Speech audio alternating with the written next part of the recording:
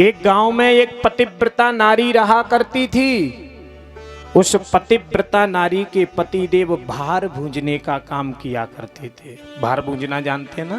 पहले गांव में कहीं कहीं रेता में चना आदि भूंजा जाता था, मक्का भूंजा जाता था खाने के लिए।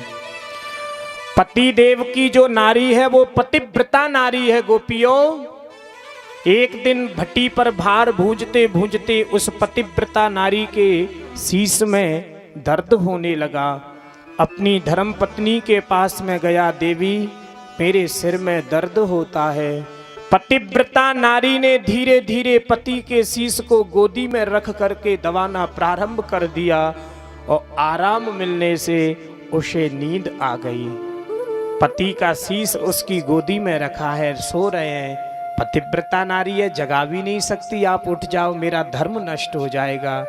उसी समय उस पतिव्रता नारी का एक नन्हा सा बेटा जो घुटनों से चलना जानता था उसी भट्टी की ओर जाने लगा जिस भट्टी में अग्नि भगवान जल रहे थे। पतिव्रता नारी ने विचार किया, विधाता द्विकाल भई मृत्यु हमारी, अगर मैं पति को जगाती हूँ तो आज मेरा पतिव्रता धर्म नष्ट हो जाएगा। कहीं मैंने पति को नहीं जगाया तो घुटनों से चलने वाला अबोध जो बालक जानता नहीं है कि अग्नि में गिरने से मैं जल जाऊंगा, ये बालक अगर भट्टी में गिर गया तो मेरा जीवन जीते हुए भी मृतक हो जाएगा। चलते चलते नन्हा सा बालक जलती हुई भट्टी की ओर जाने लगा। क्या बात है दादा, देखते देखते वो बालक जलती हुई भट्टी के अंदर गिर गया। पतिव्रता नारी की आंखों में आंसू आ गए, मुझे पति को जगाना चाहिए। जैसे ही जगाने के लिए हुई तो अंदर से आवाज आती है, अरे कहीं तूने अपने पति को जगा दिया, तेरा धर्म नष्ट हो गया तो इस बालक को जीवित भी पा करके तू क्या करेगी?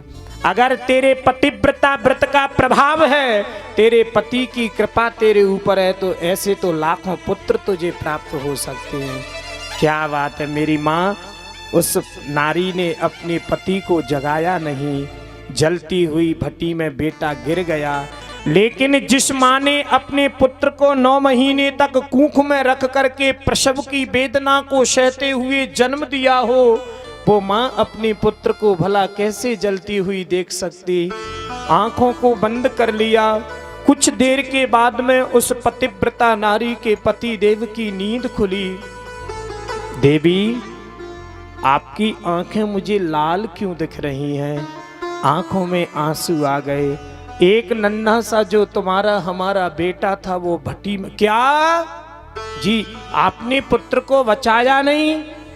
मैं बचाना चाहती थी, आप अपने शीश को मेरी गोदी में रख के सो रहे। आपने मुझे उठाया नहीं?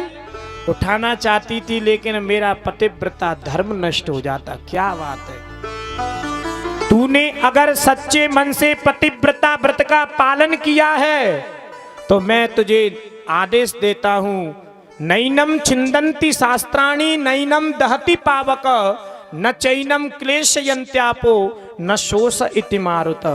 पतिव्रता नारी के पुत्र को न शस्त्र काट सकते हैं, न अग्नि जला सकती है, न हवा सुखा सकती है और न जल गला सकता है।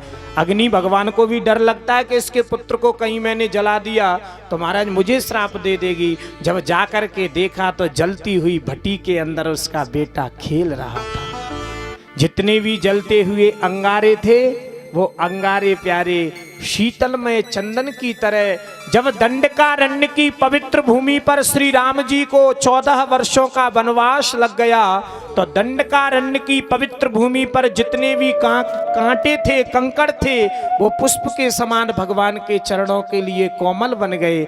आज इसी प्रकार से जलते हुए अंगारे पतिव्रता व्रत के प्रभाव से शीतल बन गए।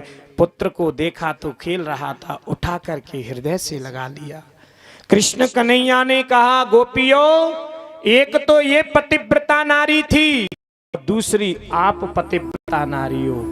है अपने पुत्र की चिंता करते हुए अपने पति को भी नहीं जगाया और तुम ऐसी पतिव्रता नारी के मेरी बंसी को सुन के ही सबको छोड़